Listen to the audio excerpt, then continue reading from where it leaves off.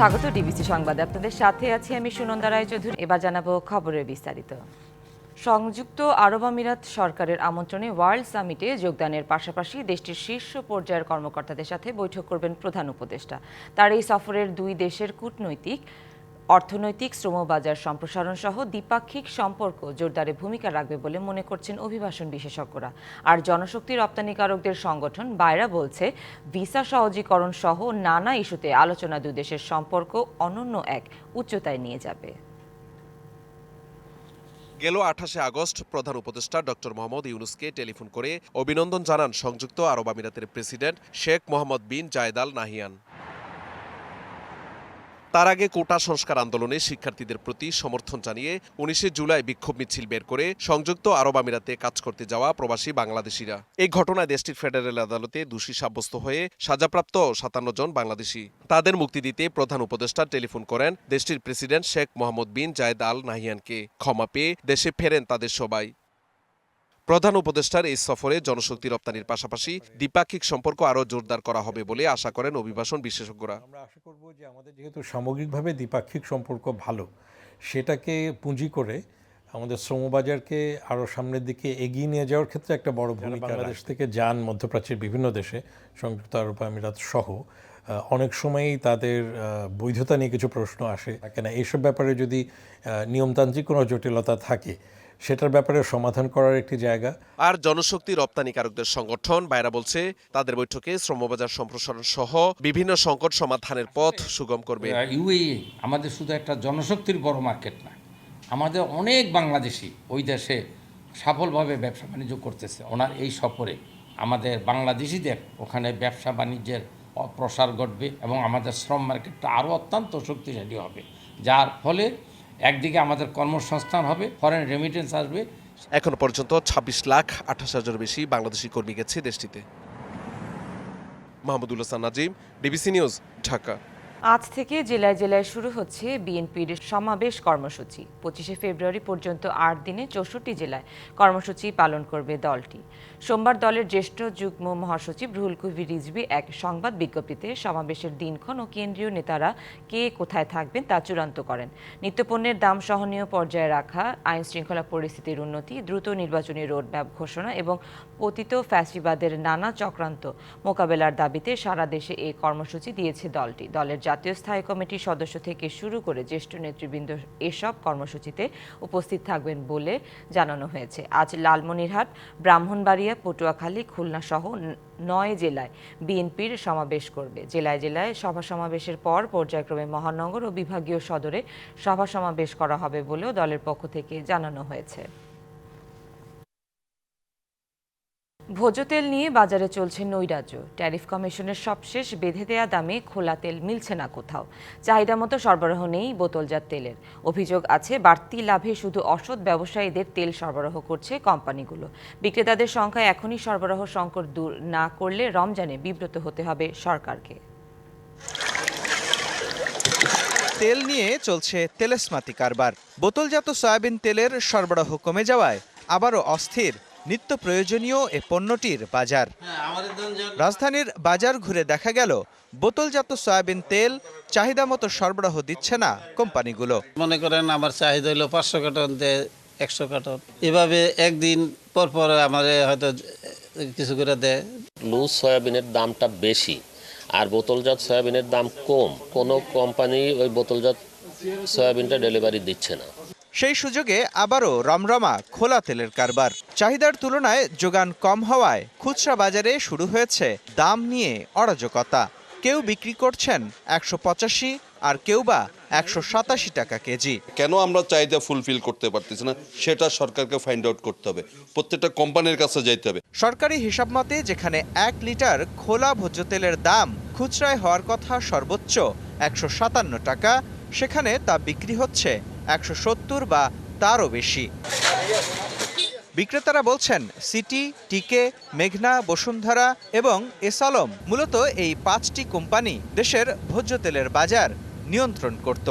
5ই আগস্টের পর এসালম ও বসুন্ধরা বন্ধ হয়ে যাওয়ায় বাজারে দেখা দেয় বোতলজাত সয়াবিন তেলের সংকট। অভিযোগ আছে সেই সুযোগে কারসাজি করছে অন্য কোম্পানিগুলো। ডিবিসি নিউজের হাতে আসা একটি ক্রয় রসিদে দেখা যায় মিলগেট থেকেই ট্যারিফ কমিশনের বেঁধে দেওয়া দরের চেয়ে বাড়তি দামে তেল বিক্রি করছে সিটি গ্রুপ। বিষয়টি নিয়ে সিটি গ্রুপের বক্তব্য জানতে বারবার টেলিফোনে যোগাযোগ করা হলেও সাড়া মেলেনি। পাইকারি ব্যবসায়ীরা বলছেন, শিগগিরই বাজারে ভোজ্য তেলের সরবরাহ বাড়ানো না গেলে রমজানে বিব্রত হবে সরকার। যদি আপনার সরকার মনে করেন যে মূল্য বাড়ানো যেতে পারে, তাহলে রমজান আগে এটা সেটেলমেন্ট করা উচিত। একটা ডিসিশন দিতে হবে, আর না হয় এই যারা আমদানিকারক এবং উৎপাদনকারী তারা বিভিন্ন কৌশল করে আপনার এই মাল ডেলিভারি শর্টেজ করে দেবে। সংকট সমাধানে দ্রুত উদ্যোগ না নিলে সরকারের পক্ষে পরিস্থিতি সামাল দেয়া কঠিন হবে বলেও মনে করছেন খুচরা ব্যবসায়ীরা। মোস্তফা মাহবুব, ডিবিসি নিউজ, ঢাকা। গ্রীষ্ম শুরুর আগেই ভারতের আদানি পাওয়ারের ঝাড়খণ্ড কেন্দ্রের সক্ষমতার পুরো ১৬০০ মেগাওয়াট বিদ্যুৎ চাইছে বাংলাদেশ। এমন তথ্য দিয়েছে বার্তা সংস্থা রয়টার্স। প্রতিবেদনে বলা হয়, ওই কেন্দ্রের দুটি ইউনিট থেকে বাংলাদেশে বিদ্যুৎ সরবরাহ করছিল আদানি পাওয়ার। শেখ হাসিনা সরকারের পতনের পর $৮৫ কোটি বকেয়া আদায়ে গেল ৩১ অক্টোবর সরবরাহ অর্ধেক করে দেয় ভারতীয় কোম্পানিটি। গেল বছরের ১ নভেম্বর কেন্দ্রটির একটি ইউনিট বন্ধ করে দেয়া হলে কেন্দ্রের সক্ষমতার ৪২% বিদ্যুৎ উৎপাদন হচ্ছিল। পরে বাংলাদেশও আদানিকে অর্ধেক বিদ্যুৎই সরবরাহ করতে বলে। শীত মৌসুমে চাহিদা কম থাকা ও বকেয়া পরিশোধ নিয়ে সৃষ্ট জটিলতায় ৩.৫ মাসের বেশি সময় ধরে চুক্তির অর্ধেক বিদ্যুৎ সরবরাহ করছিল আদানি পাওয়ার।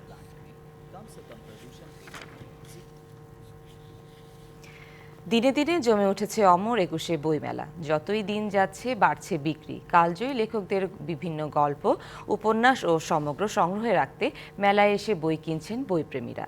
তবে এখনও সবচেয়ে বেশি বিক্রি হচ্ছে নন্দিত কথা সাহিত্যিক হুমায়ুন আহমেদের বই। বইপ্রেমীদের মনের খোরাক মেটাতে মেলায় প্রতিদিনই আসছে নতুন নতুন বই। হাজারো বইয়ের ভিড়ে খুঁজে নিচ্ছেন নিজের কাঙ্ক্ষিত বইটি। এছাড়া বেশি বিক্রি হচ্ছে কালজয়ী সাহিত্যিকদের বই। রবীন্দ্রনাথ ঠাকুর, কাজী নজরুল ইসলাম, তারাশঙ্কর বন্দ্যোপাধ্যায়, জীবনানন্দ দাশ, স্বর্ণকুমারী দেবী, আহমদ ছফা থেকে শুরু করে হুমায়ুন আহমেদ পর্যন্ত সবার বই জনপ্রিয়তার শীর্ষে। মমতাজ আহমেদ স্যারের বইটা সবচেয়ে বেশি পড়া হয়েছে আমার। আব্বু আম্মুর কাছ থেকে যে পুরনো যে রাইটারদের কথা শুনে আসছি, আর তাদের বইগুলোই কেন যেন সাহিত্য টাইপের হয় আর খুব বেশি ভালো লাগে। শরৎচন্দ্র, বিভূতিভূষণ, রবীন্দ্রনাথ ঠাকুর, পাশাপাশি হুমায়ুন আহমেদের সমগ্র টাইপের যে বইগুলো আমাদের রয়েছে, এগুলোর চাহিদাও বেশ। প্রিয় লেখকের পুরনো প্রকাশিত বই নতুন প্রচ্ছদে পেলেই তা সংগ্রহ করে ব্যাগে গুঁজে নিচ্ছেন অনেকেই।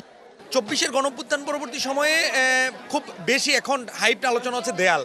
যদিও স্যারের লাস্ট বই দেয়াল বরাবরই একটু বেশি চাহিদা এবং বেশি চাই। হুমায়ুন আহমেদের বইগুলো আমার যে শেষ এন্ডিংটা হয় না, ওইটা আলাদা একটা উপভোগ পারতাম, একটা আলাদা একটা উত্তেজনা কাজ করত। শেষের এন্ডিংটা আসলে একটু অগোছালো, বোঝা যায় না আসলে কি এন্ডিংটা হয়েছে। এই জন্য আর কি আমার মোটামুটি হুমায়ুন আহমেদের বই ভালো লাগে। আর হুমায়ুন আহমেদের প্রয়াণের ১২ বছর পরও মেলায় তার বইয়ের চাহিদা সবচেয়ে বেশি। হুমায়ুন আহমেদের ধারে কাছে কেউ এখনো নেই।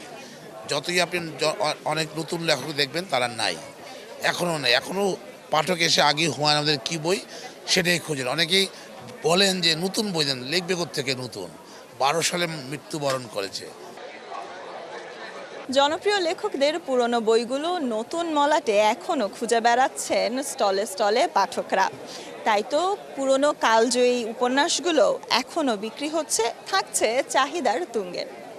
Sultana Swarna, DBC news, Dhaka. Gaza দখলে নেওয়ার প্রশ্নে অনড় অবস্থানে যুক্তরাষ্ট্রের প্রেসিডেন্ট ডোনাল্ড ট্রাম্প। হোয়াইট হাউসে জর্ডানের বাদশাহ আবদুল্লাহর সঙ্গে বৈঠকে আবারও তার পরিকল্পনা জানিয়ে দিয়েছেন তিনি। স্থানীয় সময় মঙ্গলবার ওভাল অফিসে দুই নেতার বৈঠকের কেন্দ্রবিন্দু ছিল ট্রাম্পের পরিকল্পনা। ট্রাম্পের ইচ্ছে নিয়ে জর্ডানের বাদশার অস্বস্তি থাকলেও সরাসরি তা প্রত্যাখ্যান করেননি। বৈঠকের পর সামাজিক মাধ্যম এক্সে আবদুল্লাহ আরও জানান, আমি গাজা এবং পশ্চিম তীরে ফিলিস্তিনিদের বাস্তুচ্যুতির বিরুদ্ধে জর্ডানের অবিচল অবস্থান পুনর্ব্যক্ত করছি। ফিলিস্তিনিদের বাস্তুচ্যুত না করে গাজা পুনর্নির্মাণ এবং ভয়াবহ মানবিক পরিস্থিতি মোকাবেলা করার জন্য সব দেশকে আহ্বান জানান আবদুল্লাহ।